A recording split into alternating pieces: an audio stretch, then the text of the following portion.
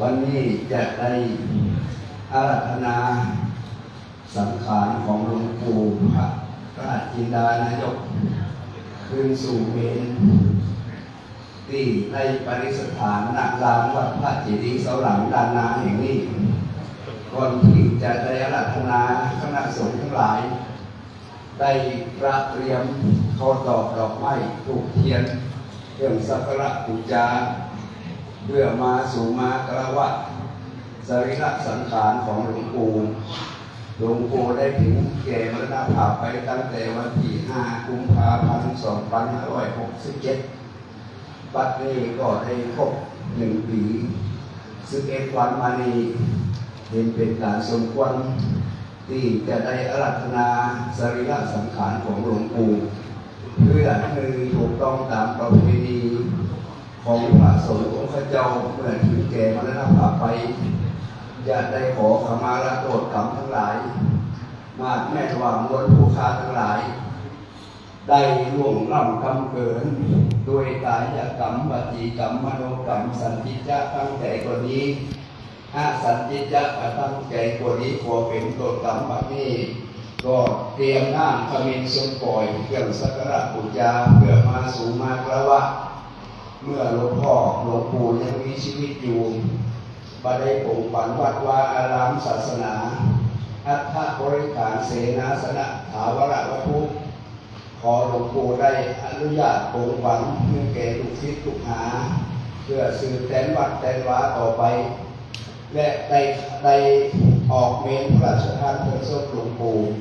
ในวันที่16 กุมภาพันธ์ 2568 นี้ก็ขอหลวงปู่ได้อนุญาตปลูกฝังวัดวาศาสนาต่างๆให้ลูกศิษย์ผู้หาสืบแทนต่อไปและขอหลวงปู่ได้โปรดโดนบันดาลประทานพรให้ลูกศิษย์ผู้หาศรัทธาญาติโยมทั้งหลายอยู่เย็นเป็นสุขตลอดไปวันนี้จะได้วันตาคารวะหลวงปู่พร้อมกันวันทานิพันเต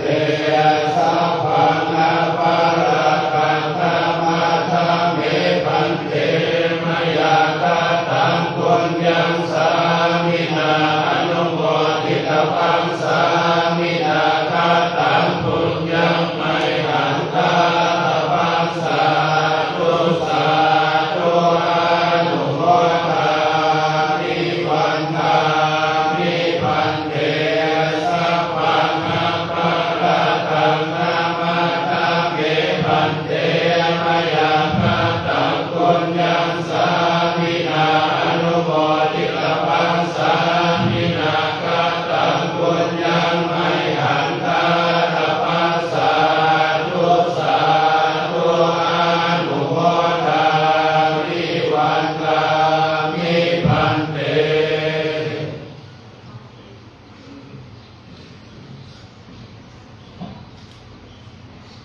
สัพพังอาภาราคันธามาธาเมพันเต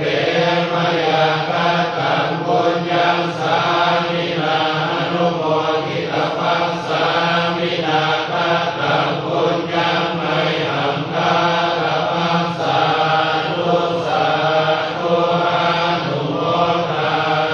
มิสาธุโอปัสสะธรรมาภิพันเตสาธุโอปัสสะธรรมาภิพันเตสาธุโอปัสสะธรรมาภิพันเต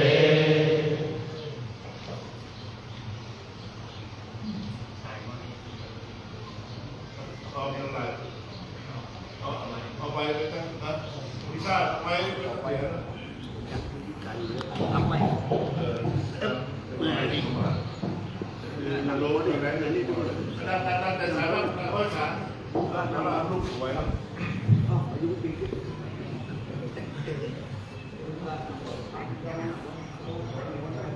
ขอโอกาสบาอาจารย์พระเจ้าพระสงฆ์ลูกๆทุกองค์วันนี้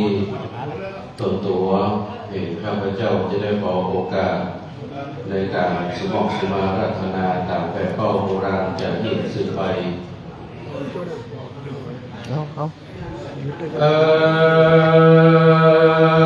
นิจจั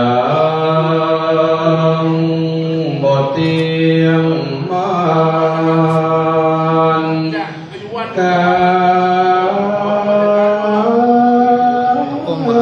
ใส่ได้เอาดีแจ๊สใส่เอากล้องตัวนั้นบอกกล้องตัวนั้นอยู่ในยำอยู่หลังนั้นหลวงพ่อเจ้าคณะอำเภอนี่ยำผมยำมันหลังหลวงพ่อนี่หลังหลวงพ่อที่นั่งเนี่ย เกิดกลาย